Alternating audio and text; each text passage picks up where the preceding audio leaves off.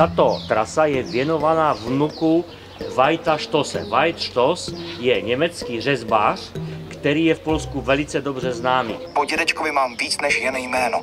Zdědil jsem velký majetek v podobě podílu ve výnosném Zlatém dole. Že na to nevypadám? No, já ho ještě nemám. Proto jsem tady ve městě Zlatý Stok, abych se o své dědictví přihlásil. Musím najít židovskou rodinu, kterým tady ve Zlatém Stoku patří prakticky všechno. Tato cedule ti poslouží jako klíč k rozluštění šifry v mobilu.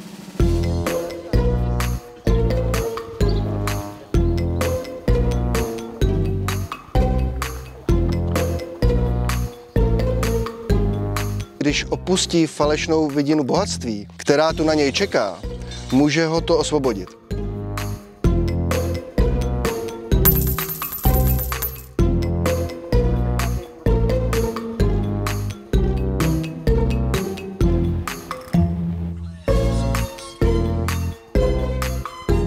Ale co když ředitel banky nebude věřit, že se Zlatý důl uživí?